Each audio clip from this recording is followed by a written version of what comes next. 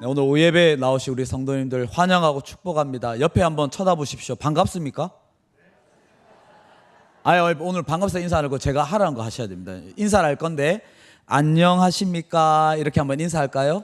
안녕하십니까? 네.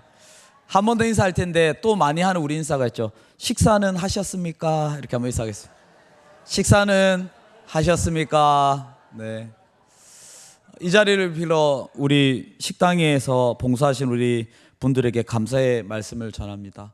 오늘 짜장밥 너무 맛있게 잘 먹었어요. 오늘 설교만 없었으면 2그릇을 먹으려고 했는데 제가 대천교 온 지 한 4, 5주 됐는데요. 지금까지 단 한 번도 반찬 밥을 남긴 적이 없습니다. 너무 맛있게 잘 먹고 있습니다. 우리가 이렇게 이웃이나 사람을 만나면 우리가 안녕하십니까? 아니면 식사하셨습니까? 이렇게 저희가 매일 인사를 하는데 왜 저희가 이렇게 인사할까요? 사실 저희가 쉽게 하는 이 인사가 굉장히 오래 전부터 내려져 오는 인사입니다. 조선 후기 문헌에 보면 안녕이라는 말이 조선 후기 때부터 이 인사를 해왔단 말입니다.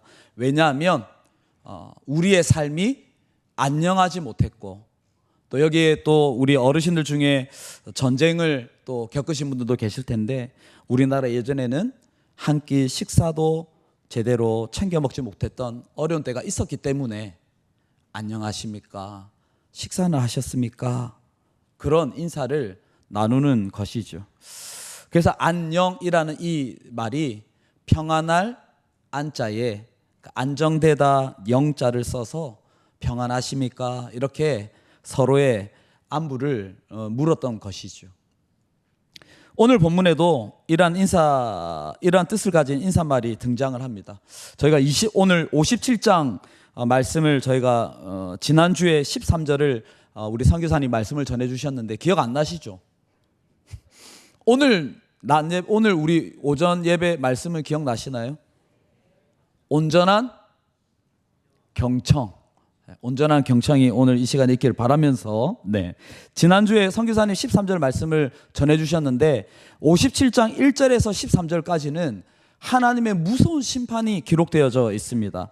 우리 4절 한번 보시면 4절에 보면 패역의 자식들 그리고 거짓의 후손들 그리고 11절에 가면 하나님을 경외하지 않는 자들에게 12절에 하나님께서는 공의를 보이시겠다 분명하게 경고하고 계십니다.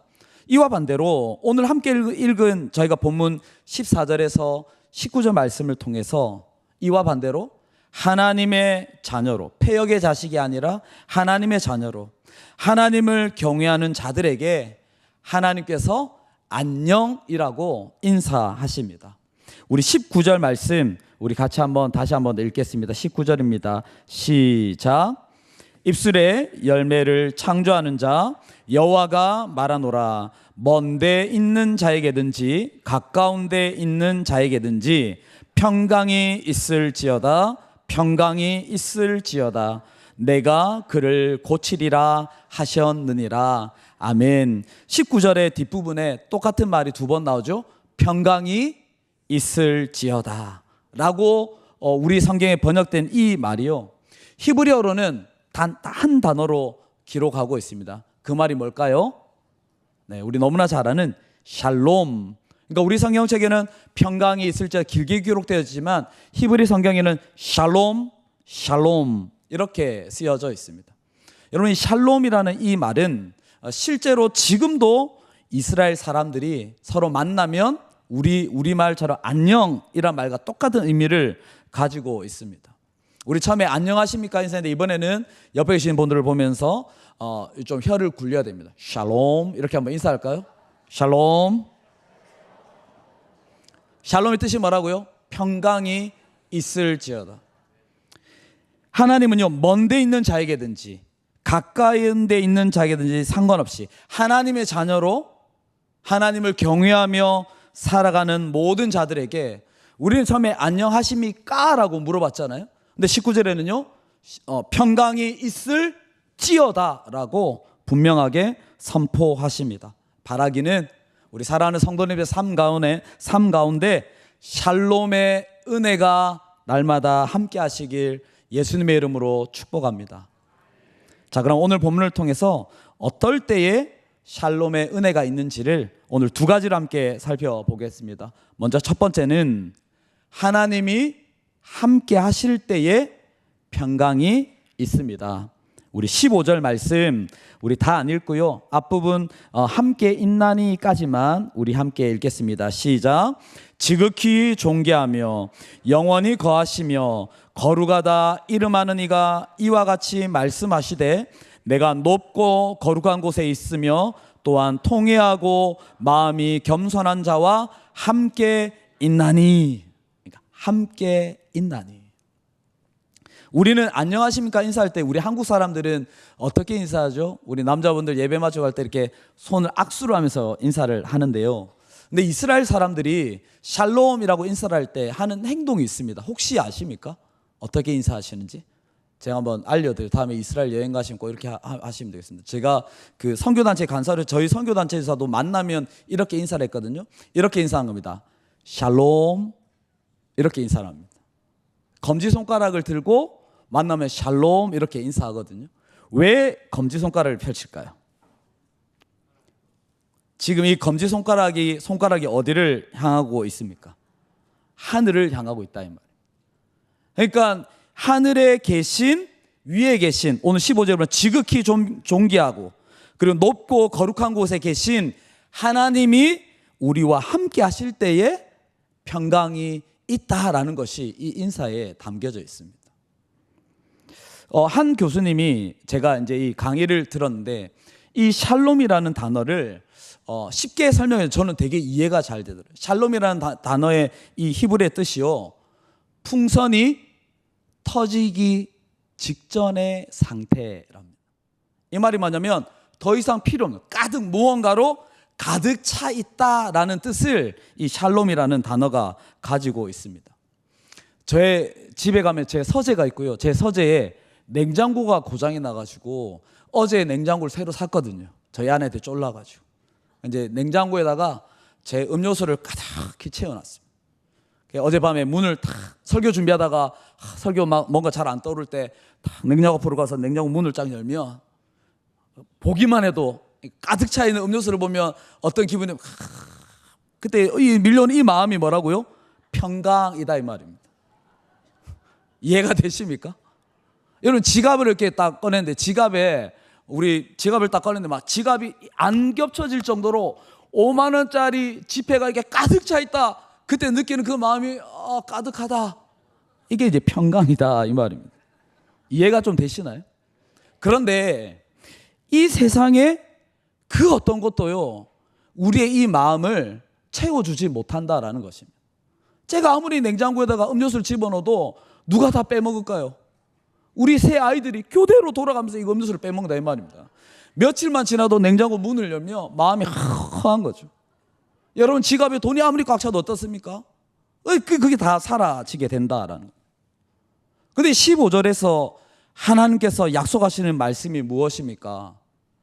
지극히 존귀하시고 그리고 영원히 거하신 높고 거룩하신 위대하신 하나님께서 통회하는 마음으로 겸손한 마음으로 살아가는 우리와 함께 하신다는 사실입니다.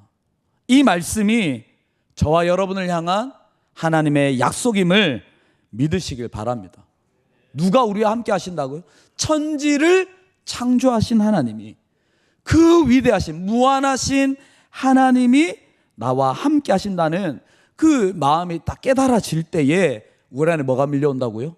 평강이 그때의 상태가 샬롬인 겁니다. 성도들, 제가 그 이청년부에서 설교를 할 때 제가 성경 얘기를 질문을 물어보면 대답을 잘 못하는데 제가 성경 말고 질문하면 대답을 잘하더라고요. 여러분도 아마 지금 대답을 잘하실 것 같은데 우리나라에서 축구를 제일 잘하는 사람이 누구죠? 다 대답을 이렇게 잘하십니다. 몇 해 전에 이 손흥민 선수가 한국에 들어와서 조기 축구회에 몰래 이렇게 변장을 하고 이렇게 간 영상이 있습니다. 그러니까 조기 축구회는 축구를 잘하는 사람들이 하나요? 좋아하는 사람들이 하나요? 좋아하는 그 아저씨, 배 나온 아저씨들 막 아침에 막 이렇게 하고 있는데 손흥민 선수가 등장을 한 거죠. 그래가지고 이 손흥민 선수가 그 팀 한 팀과 한 팀이 돼서 경기를 치르게 된 거예요. 그 손흥민과 같은 팀이 된 그 조기축구 아저씨들 그 마음이 어땠을까? 평강이 밀려오는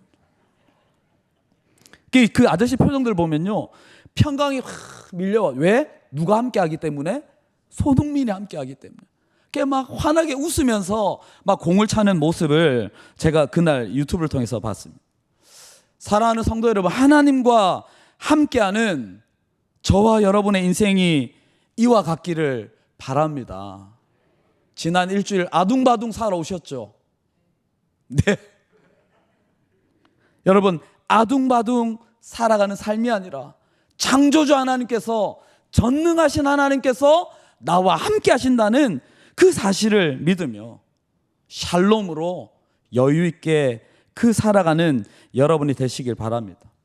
지극히 존귀하신 하나님, 높고 거룩하신 하나님이 함께 하시면 우리의 모든 걱정과 두려움이 사라지고 그 마음에 평강이, 샬롬이 밀려오는 것입니다.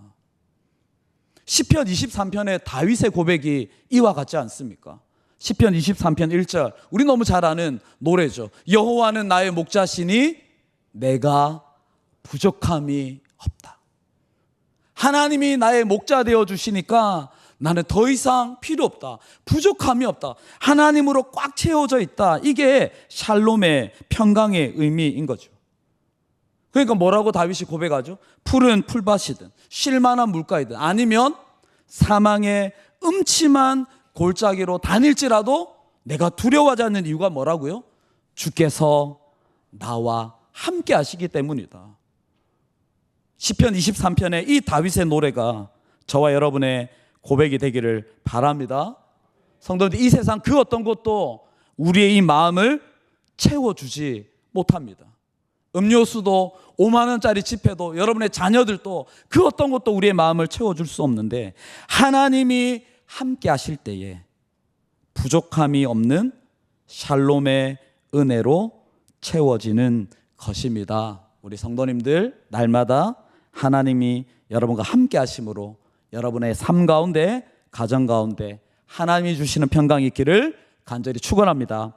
두 번째, 하나님이 일하실 때에 평강이 있습니다. 우리 18절 말씀 우리 함께 읽겠습니다. 18절입니다. 시작. 내가 그의 길을 보았은즉 그를 고쳐줄 것이라. 그를 인도하며 그와 그를 슬퍼하는 자들에게 위로를 다시 얻게 하리라. 아멘.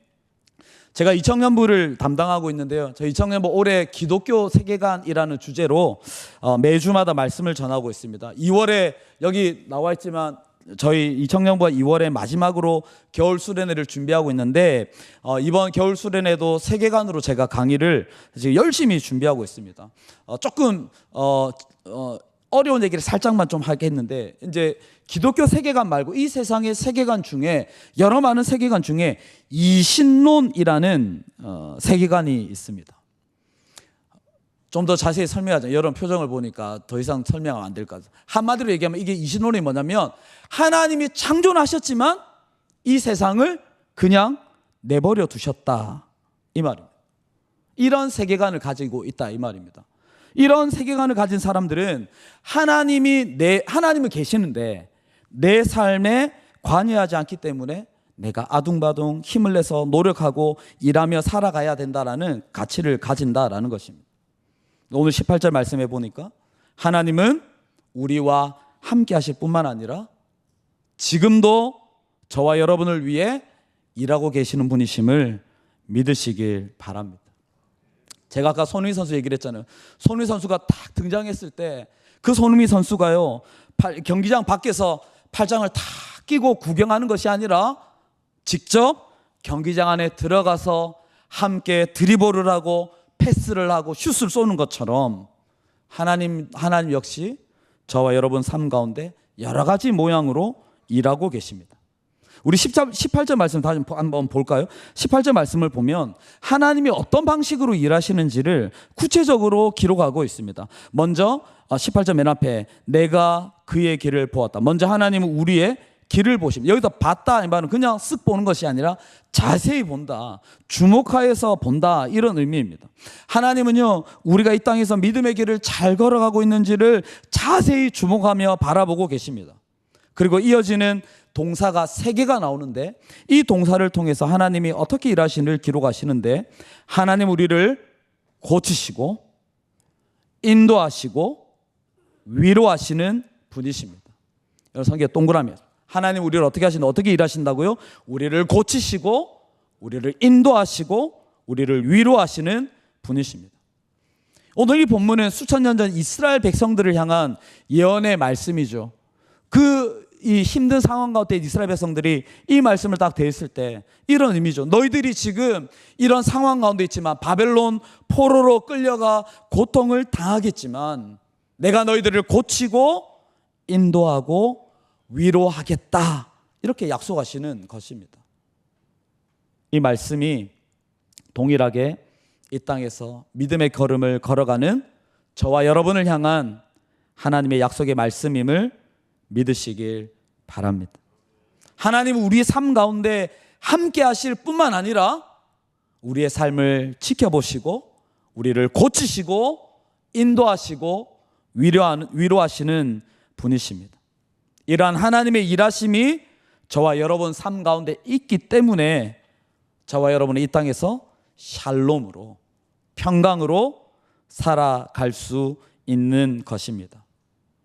바라기는요, 저와 여러분 가운데 일하시는 하나님으로 말미암아 하나님의 샬롬이, 하나님의 평강이 여러분의 가정에 가득하기를 축복합니다.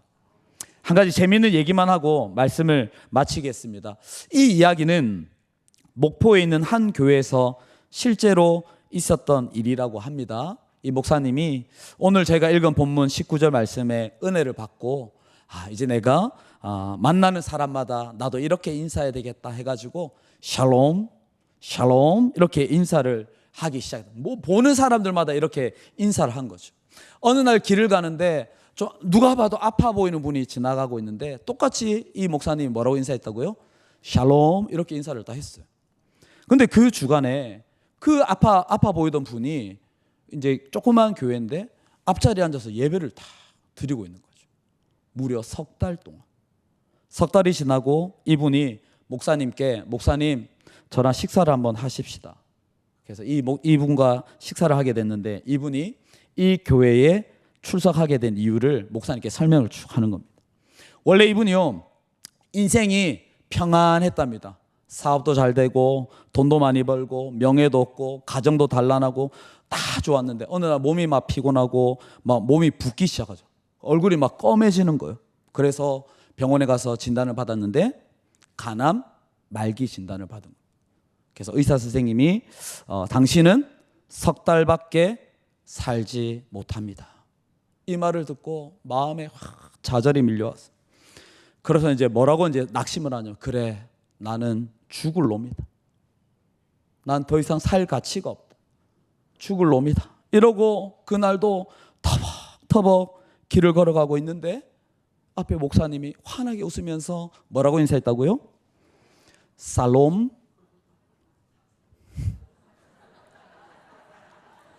순간 정신이 번쩍 든 거죠. 그래, 나는 죽을 놈이 아니라 살 놈이다. 3달밖에 못 살 거라고 자신이 생각을 했는데 환하게 웃으면서 샬롬 그렇게 인사를 하니까 생각이 바뀌는 거죠. 그래서 교회에 나가서 말씀을 듣는데요, 살 소망, 이 땅의 소망에 영원한 천국의 소망이 확 밀려오면서 자신에게 환하게 웃으면서 살롬이라고 인사해 준 목사님께 감사하는 마음으로 식사를 대접했다는 거 아닙니까? 우리가요, 샬롬으로 하나님의 평강으로 저와 여러분이 이 땅에서 살아갈 때 여러분의 모습을 통해 하나님을 알지 못하는 많은 분들이 복음을 듣고 살아나는 역사가 있음을 여러분 기억하시길 바랍니다. 한 번만 더 인사하고 마치겠습니다. 옆 사람 보시면서 당신은 살롬입니다.